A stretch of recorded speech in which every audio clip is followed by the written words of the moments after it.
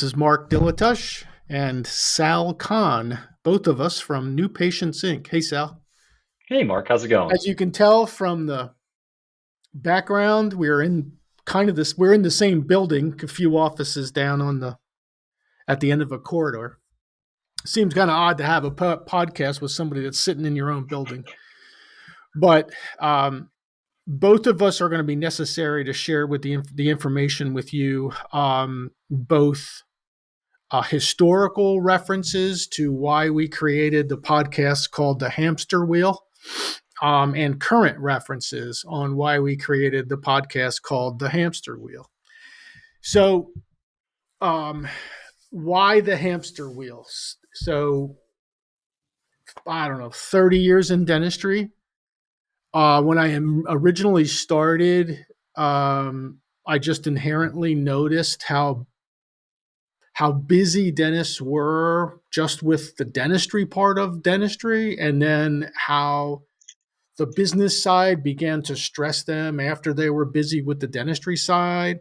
And it just, kind of seeped into my brain. And I said, wow, that's actually where a lot of my respect for dentistry began, was observing all that. And then, uh, I learned more and more and more about the business of dentistry, and peeling back the layers of the onion, summarized that dentistry is kind of like being on a hamster wheel, right? I Yeah, mean, you spend whatever 7-8 hours a day focusing on a 4 millimeter circle with bright lights, patients who might like you, they might not. Patients who might give you a good review or not. So you have all the human aspects, and then the staff and the business and the whole 9 yards. And it's pretty easy to get it to feel like you're on a hamster wheel, like you're just spinning in place and it's just going around and around. And then at the end of the year, your CPA says, oh, you did 1% better. And then April 15th, which is when we're going to release this podcast, is when you pay all your taxes on all your hamster wheel labor from the previous year, right? So I wanted to bring all of this forward. It's going to be difficult in 20-minute podcast, but I wanted to bring up, how did dentists get on a hamster wheel? So Sal, your current day. If I represent the old guard, you represent current day dentistry, right? hmm Like, you're not talking to dentists 25 years ago. You're talking to dentists today, right? And so, do they seem any less stressed, or do they seem like they work any less than they used to? Are they any less No, worried I'd about say money? no. Yeah, it's all the same, right? Yeah, it's the same hamster wheel, right? It is the hamster wheel. So, what we wanted to explore in this podcast to help everyone is, how did I get on it? Right? I think that's probably the most important part of our content today, is, how do I get on? How in the hell did I find myself on the hamster wheel to begin with? Because when I went to dental school, this is not the vision I had in my head, right? And now that I'm on the hamster wheel, if you're in it, how can I get out of it? Like, how can I change it? Should I change it? Is it something? And during the life cycle of a career of a dentist, when do hamster wheels look really good, and then when do they look really bad? So that's what we're going to discuss here today. So whether you're a startup dentist, or maybe you're D4, you're in the fourth year of dental school and you're just thinking about your first practice, or you're 40 years in, you're thinking about transitioning to retirement, hopefully this podcast applies to everyone. So, Sal, you talk to startups. We do, quite a few startups every year. You talk to them all the time. And, how prepared are they for the realities of filling a dental practice schedule when they first open? They're not very prepared. I think it's a Right. little bit oversimplified, and then when you present them the marketing plan, it almost becomes a little bit of a shock. Oh, it's well, yeah, it's always a shock, right? Because they have these people telling them, well, first of all, we have dental school instructors. Almost every dentist listening to this went, ugh, right now. Then they have some consultants who actually specialize in startups who tell them, 10 grand is good enough for your first year marketing budget. And then you have the banks who will be more than willing to loan them money, but they only give them about 10 grand, for the first year for a marketing budget. And how far does that get you, Sal? Not very Not far, very far, especially right? if you're in a competitive market. Right. Doesn't get you very far, right? So they're almost all set up for failure, right? In the first, when they first, out of the gate. Now put yourself in the mindset of the startup dentist. The startup dentist just spent $500,000 on dental school, and now they got to get another $500,000 just to whatever, build out their practice and just open their doors for the first time. They're $1,000,000 in debt. So this is the time in the life cycle of a career of a dentist when the hamster wheel looks great because they're looking at $11,000 a month in bills and no patients in their schedule, right? Yeah. So how do they fill that? And remember, we had professional people telling them 10 grand a year is fine for your first marketing budget, sending them down the river, right? And now all of a sudden they're 5, 6, 7 months in and they're like, I don't have any patients. I don't know what to do. They're on Dental Town or some Facebook group and they're, contemplating whatever, vet school, whatever. They just don't want to be a dentist anymore. So what do most of them do? Start participating with insurances. Start participating with insurances. And if you've followed any of our podcasts over the last, 15, 20 years, we've all told you that you use dental insurance for what it's good for. And in the eyes of the startup, that's when it's good. Fill my chairs. 11,000 a month, 11,000 a month, 11,000 a month, 11,000 a month. That's what I got to pay out to cover my debt. I'm not even getting paid yet. 11,000 a month, 11,000 a month. So I'm completely under the gun, all kinds of stress. So I'm going to sign up for basically anything, right, Sal? Yeah, Anything. they sign up for every insurance plan underneath the sun, and Yep. now that's their faucet to track new patients. There it is. Okay. So everybody's signed on with every insurance plan. And now the practice is beginning to get busier and busier and busier. So the dentist goes through probably 4 or 5 years, maybe 6 years. That's kind of common, right? Um, and they look at this and they go, well, now I have a full schedule. So I feel better. But now at the end of the year and at tax time, my CPA reminds me those 2 times of the year, they remind me that I am really spending about $300,000 a year in write-offs. I'm not really writing it off because I never collected it, but honestly, that's your advertising cost if you just sign on with all these insurance plans. Now, to the startup dentist is like, whew, I can cover my $11,000 a month. But as the 5th year, 6th year, 7th year, maybe owner of a practice, you're starting to look at that and you're starting to go, dang, that's expensive. Like if I produce what, 800 a year and I'm busting my butt to produce this with these insurance plan patients, and they're not going to pay me 300 of that. They're only going to pay me 550 or whatever it is, and then from there I have to pay my whole staff, and then whatever's left over I keep. You start looking at that and you go, well, maybe I need to learn CE. Maybe I need to learn a new procedure. Maybe I need to go back to school. So all of, yep, there they go, back to school. And they learn a new procedure because they think this new thing is going to fill their practice with higher paying patients and so on and so forth. So you don't really do that years 6 through 10.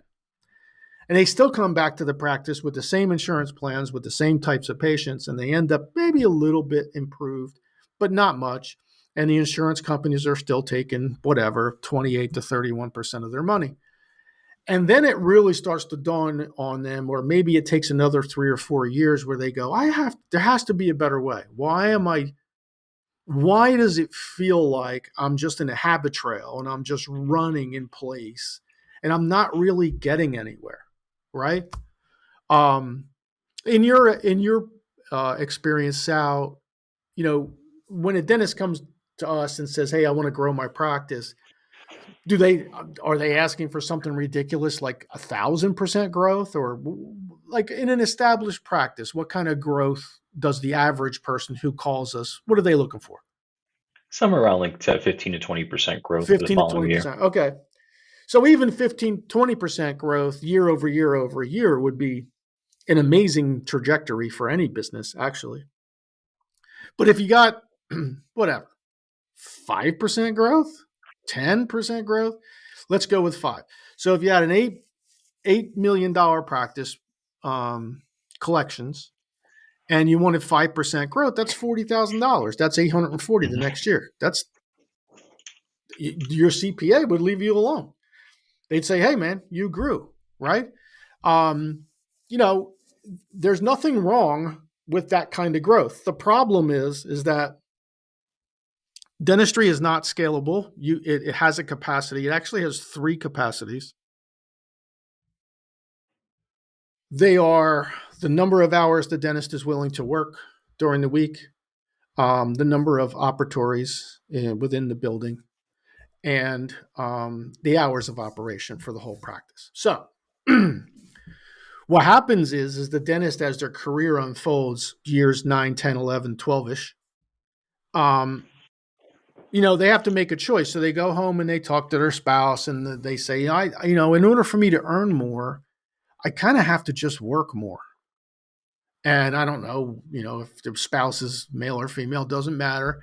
But a lot of times they say, okay, work more. Well, there goes your hobbies. There goes your other business interests. There goes your family. There goes all the other things that you're supposed to be enjoying your life with, right? So it's not just money that the hamster wheel is eating into. It's actually your being. Your quality of life. Yeah. It's quality of life, right? So then year 14, 15, 16, 17, they get to the point where they go, "That's it. I'm quitting. I'm and then they make this knee-jerk reaction and they sign off from every insurance plan they've ever heard of. And, they impose an incredible risk to their practice. It's never a good idea to be emotional about this. It's always a business decision, and it should always be done in steps, in order of importance, et cetera, et cetera. So now we're 17, 18, 19, 20 years into a dental career. And I think we always get that all the time, don't we, Sal? I think I'm ready to transition out of insurance, right? Yeah. I think. Okay, well, let's find out. And that's why Sal's here. Sal's the director of NPI education. He and his team are responsible for not only the website, but the content on the website, managing our instructors, their content.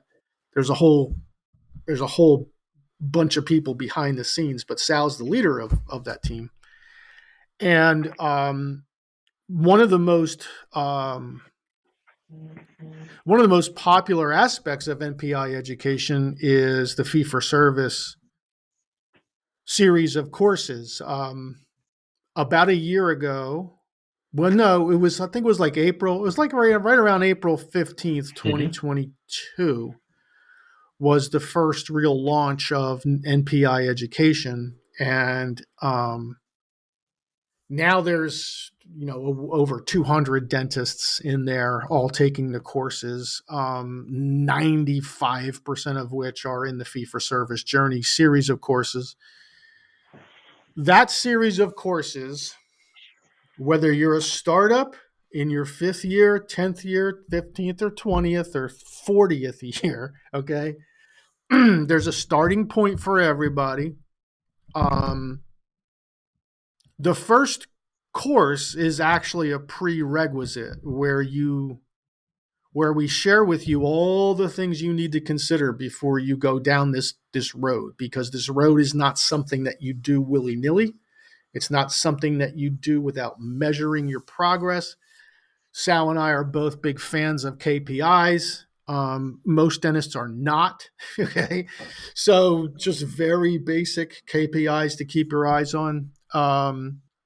And you can systematically, if it took you 5 years to sign on with all the insurance plans when you were first starting up, it might take you 5 years to transition out of all the insurance plans now that you have an established practice. But the good news is that this can and is being done. It's being done all over the place by hundreds of dentists. And it's not completely market independent. The severity of competition in your market will dictate how long it's going to take you to complete your transition. But in most cases, it doesn't um, cause you not to start a transition, right? Unless Um, they're not, maximizing their schedule or, like you were talking about providers, space, and hours. right. Yeah. So, with us in there, Sal's one of the instructors too. What's your piece of it? Marketing attribution. Marketing attribution. That's right. In other words, where do your patients really come from? Right, right, right. So, anyway, I've invited about 20 of my friends, professional. You'll recognize their names in dentistry. I've invited them all in to participate in this because,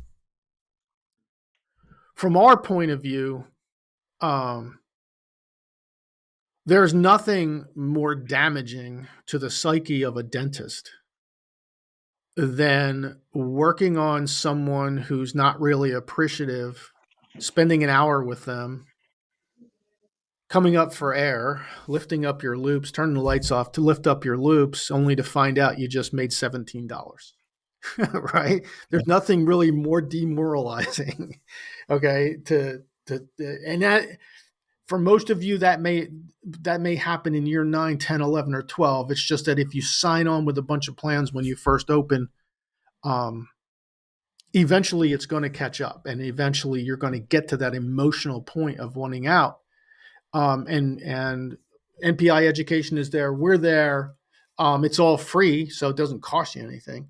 But our hope is that eventually we'll have 2, 3, 5, 7, 10,000 dentists in there, and that will be able to impact dentistry in a very real, legitimate way. One of our dreams actually is to have them all in a conference, maybe in Vegas or something, and have us all come. It would be really cool to have 2,000 dentists and their teams all in the same convention, all going through the same thing, all at the same time, right? Have all those speakers there that are their instructors, and just start a wave of change in dentistry. I know there's some independent practice owners out there thinking DSOs are what's stopping you. It's not the DSOs. Nope. It's the decisions from the past that you haven't quite weaned out of your practice yet. It might be you think you can't do it, or you don't know how, or what have you, but that's why the courses are there. So you can take them one step at a time. Um, I can report that uh, one of the most moving, emotionally moving processes that I've witnessed in dentistry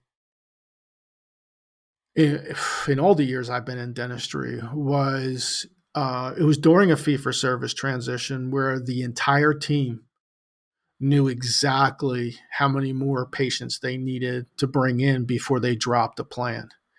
And man, let me tell you, and this is the right team. You can't just go like throw any team at this, right? Hmm. But this was the right team. They loved the dentist, loved the practice, hated with a passion insurance, right? Like hated the garbage the insurance companies throw back at them as excuses and the whole 9 yards. They hated the insurance.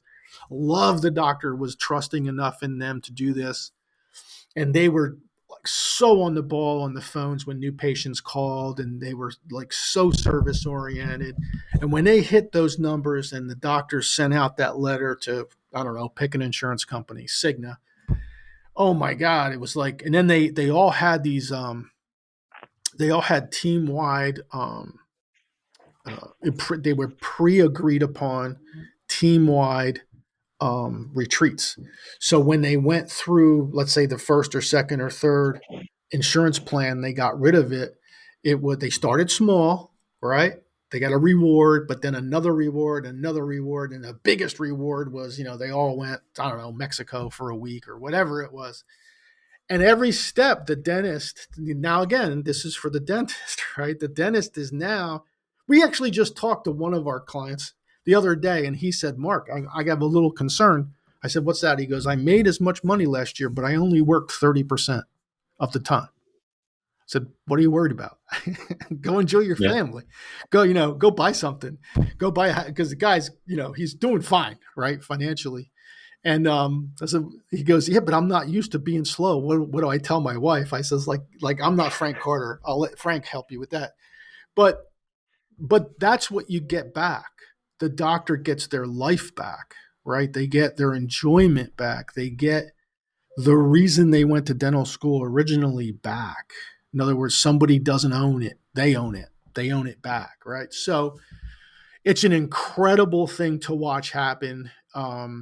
We watch it from the sidelines. We're not consultants. We don't, come into your office or do any of that stuff. We watch it from the sidelines, from the marketing aspect of it. But when your team is behind this, and trust me, they probably will be, it can be an incredible career experience. Anyway, so the hamster wheel. How are practices now, Sal? Like, I talk to clients. I don't talk to a lot of prospective clients anymore. Are prospective clients still calling and saying, hey, I think I want to transition out? Are they still? Yeah, no, and some actually I highlight that transitioning out is going to help them to work smarter, not harder, and make their business more profitable. Right. They may not see that, hey, I'm already at capacity within my practice, and if I start now I'm at that point of my journey for my practice where I can start transitioning away from insurances. And that's where, our marketing comes into place, is to make sure you're not using a deal to attract more shoppers, you're attracting the quality patients, and then making sure your team's on the ball with converting phone calls, right? Hey, do you accept my insurance? That is going to be the number one question most patients are going to ask. But is that going to disqualify them from coming to your practice? No. No. It's funny. Patients ask that of fee for service practices all day, every day. And they ask the same question of practices that take 12, 15, 18 plants. It's the same Yeah. question, but the patients end up in the office, in many Hmm. cases anyway, right? Yeah. So it depends on how you answer those questions and what the follow up is. There's a whole, anyway, so when I was coming up in dentistry, um, it was the time when the Delta Dentals of the world were still reimbursing at great rates. The doctors love them. Hey, man, this is awesome. Somebody else is paying for the care at my fee schedule. I mean, you know, it was dentistry's heyday. But I remember back when it was illegal for dental insurance to exist. But when it did exist, it actually infused about $30 billion into the industry. And dentistry as a whole loved it. I mean, it didn't have, but then, like everything else, okay, you had all these permutations that happened from it, and it began to become, well, just counting beans, and how do we spend less beans on the care? And now it's devolved down to some pretty nasty, tricky contractual 4-point type things that some of these dental insurance companies are doing to their providers, that has dentists kind of like, they're just throwing up their arms and they're like, Yeah. I'm done with this crap. Like, just keeping track of it and administrating it is costing me $50,000 a year. Why am I doing this? Right. So Yeah. You hear the Anyway, dentists on Dental Town complaining about it, like, "Oh, I'm sick and tired of X insurance." yeah. So Sal and I wanted to put together this podcast. We'll call it the Hamster Wheel. It applies to literally every dentist listening to this. Some of you may relate heavily toward it. Some of you may have a fee for service practice already and you're just smiling while I'm talking, right? And you're like, thank God I don't have to deal with that crap anymore. But some of you might be starting up in 2 months or 3 months or 5 months. Some of you may be associates in dental offices and you wonder why you're not getting paid more. There's a lot of those, right? Well, acquisition cost is about 30% when you're dealing with insurance, a customer acquisition cost. So 30% of revenues is a really high number, right? When your marketing cost should be about 5%, not 30%. So there's a whole explanation about this in new patient. How do they get to NPI, Ed? Go ahead, Sal. Oh, just visit npieducation.com. And npieducation.com, and then the fee for service course is there somewhere visible. It's under courses, right? Yep, Courses fee right for under service. courses. Right. Okay. Yep. And then we have all kinds of people in there and other instructors. You'll see Laura Russell, Dr. Frank Corder, Sandy Pardue. There's a whole bunch of other instructors in there lending their expertise, and they have their own content that they put in to NPI Education as well. So just go on, subscribe. It's free. It doesn't cost you anything. And just look for the announcements when new content arrives. And we hope, our hope as a company, everybody involved in this, our hope someday is to get, impact 2, 3, 5, 10,000 dental offices in a positive way to try and get them out of the hamster wheel. It's damaging. It's damaging to people and families and all that stuff. So we want to try to help you put an end to it. Sal, thank you for taking time out of your day. Always a pleasure, Mark. That's it. We're ready for a snappy close. Bye, everybody.